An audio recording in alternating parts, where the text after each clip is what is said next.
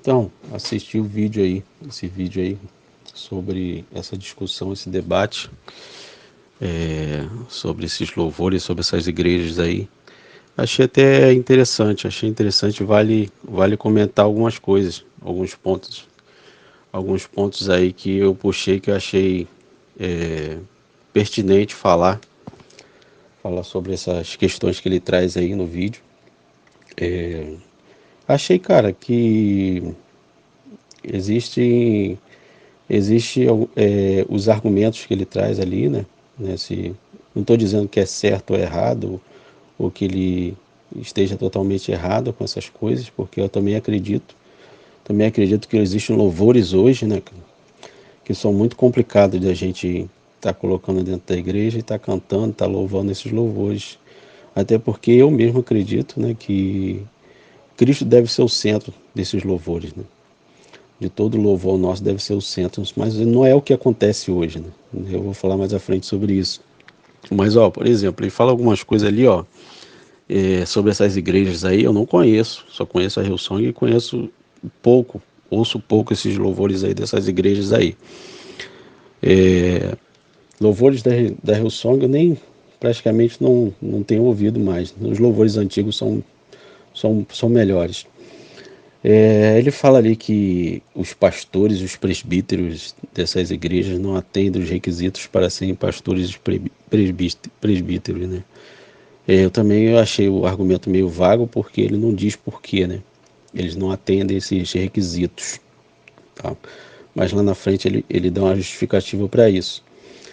E depois ele também fala que eles ensinam confissão positiva, né? Que é você determinar as coisas e elas acontecerem, né? E diz que é uma habilidade que só cabe para Deus, né? Determinar uma coisa e ela acontecer. E essas igrejas atribuem essa confissão positiva aos homens. Também achei um argumento meio vago, porque ele não fala por quê. Ele não fala por quê que ele acredita que isso é uma coisa errada, né? Você determinar uma coisa e ela acontecer, né? Isso é colocado meio de forma errada hoje em dia, né? Que é você determinar para Deus o que ele deve fazer, não você profetizar e a coisa acontecer, né? Então eles colocam meio de forma errada. Mas ele também não explica por que ele acha que isso é errado, né? Então a maioria dos argumentos que ele traz no vídeo são meio vagos. Ele fala mais na frente que uma das igrejas professa que Jesus era 100% homem, né? Ele também não fala por que ele acredita que isso é errado. Ele fala que Cristo despojou da sua divindade, né? Que uma das igrejas fala isso, que Cristo deixou a sua glória, né?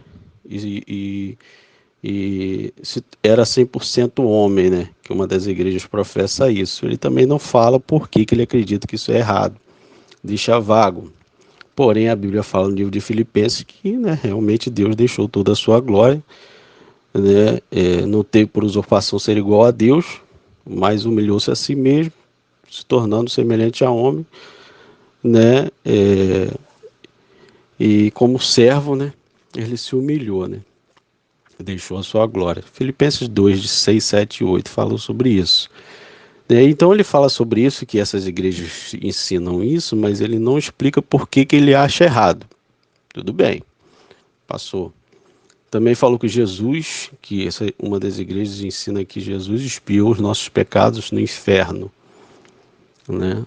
Também não explica por que desse ensinamento e por que ele acha que esse ensinamento é errado. Não explica também certo. Jesus foi o primeiro homem a nascer de novo. Ok, perfeito. Ele fala que uma das igrejas ensina isso, que Jesus foi o primeiro homem a nascer de novo. Eu também creio isso, né? Jesus que foi o primeiro homem nascido do Espírito e da Palavra, foi o primeiro. Então ele também não explica por que ele acredita que isso é uma coisa errada que a igreja diz. Entendeu? Vago também, ficou vago. E ali no final ele praticamente meio que dá uma resumida nisso tudo, dizendo que essas igrejas não falam sobre pecado.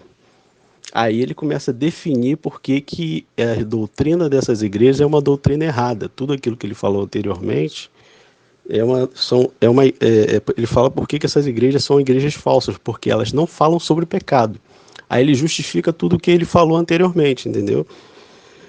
Então, ele define basicamente o argumento dele, né, pelo que eu vi no vídeo aí, dizendo que essas igrejas são igrejas falsas, porque elas não falam sobre pecado, lidam com o lado emocional da pessoa, que eu também não concordo, essa questão emotiva, né, que é sempre tratada na questão dos louvores.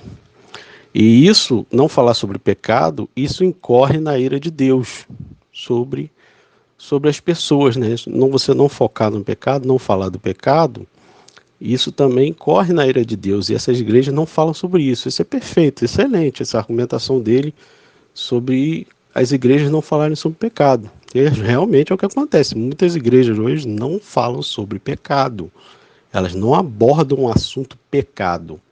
E pior do que não falar sobre pecado ainda, é você falar sobre pecado de forma genérica. Se fala de pecado, porque o pecado te afasta da glória de Deus, porque o pecado te afasta do Senhor, porque você não pode pecar, entendeu? Geralmente os pastores, eles pregam esse tipo de mensagem, tem sido pregado hoje. Isso também, né, eu também sou contra, né? O pecado tem que se falar de forma clara, o que é pecado, o que não é. Se fala muito de forma genérica, isso também é um erro. Entendeu? Você não fala que emitir nota fiscal superfaturada é pecado, você não fala que mentira é pecado, você não fala que se ressentir do mal é pecado, você não fala que maledicência é pecado. Não se fala mais isso hoje nas igrejas. Não se detalha quais são os tipos de pecado que vai levar uma pessoa para o inferno. Entendeu? Se fala de pecado de forma muito genérica. Isso também é um erro. É um erro que acontece hoje em dia na maioria das igrejas. Na maioria das igrejas. Concordo perfeitamente com ele. Né? E essa questão de louvores, né, cara, é complexo. É complexo a gente falar disso, porque você vê, ó, vamos trazer um exemplo, vamos tentar trazer um exemplo bíblico aqui, ó. Se a gente, vamos imaginar, ele trouxe até um exemplo meio parecido com esse aqui. Vamos imaginar que existisse hoje um ministério, o ministério do rei Davi. O rei Davi tem um ministério, e ele fosse vivo hoje, ele tivesse um ministério que ministrava 24 horas diante de Deus, que era os turnos de adoração que Davi tinha no Antigo Testamento. Então ele tinha uns turnos de adoração. Então o ministério do rei Davi seria bastante conhecido hoje. O ministério do rei Davi isso, o ministério do rei Davi aquilo, que não sei o que ministrou muito, tem, tem excelentes músicos, que não sei o que tem um ministério que ministra tal hora, tem outro ministério que ministra outra hora, não sei o que, não sei o que, não sei o que. Então, se fosse hoje o ministério do rei Davi, cara, seria bastante conhecido, seria mundialmente conhecido, né? Seria uma coisa, a sensação, né? Mas, porém, teriam as pessoas que gostariam do ministério do rei Davi, e tem pessoas que também não gostariam do ministério do rei Davi, que seriam aquelas pessoas que diriam assim, ó, Davi pecou, Davi adulterou lá com a mulher lá, né? Ficou anos sem confessar o pecado. Você vai para o ministério de fulano, de Davi, e não se arrependeu de verdade, não. Cuidado, cuidado. Matou a mulher lá a mulher do rapaz lá, botou ele na frente de batalha lá, mas isso não é confiável não, esse ministério não é confiável não, hein? Cuidado, cuidado. Porém, todavia, entretanto, né? Se fosse hoje, Deus diria a respeito de Davi o quê? As mesmas coisas que ele disse na sua palavra. Que não tinha homem como Davi, que pensou como Davi, né? Então, Davi tinha os erros dele, o ministério dele sacerdotal tinha os erros dele, porém a Bíblia diz que Davi era um homem segundo Deus, segundo o coração de Deus. Você entende como é que é a questão? O que eu quero frisar nisso tudo é que Deus, ele tem autoridade para usar as ferramentas que ele quer, que ele deseja. Ele usa quem ele quer. Entende? Deus pode usar as pessoas que ele quiser. Ele usa as ferramentas que ele quiser.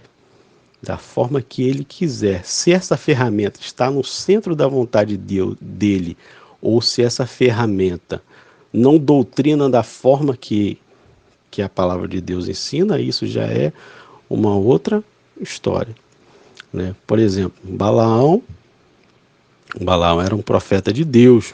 Se fosse existisse hoje Balaão, todo mundo ia querer ir atrás de Balaão, das profecias de Balaão, né? Mas era um profeta que fazia o quê? Mandava o povo de Deus buscar moabitas para poder coabitar com elas.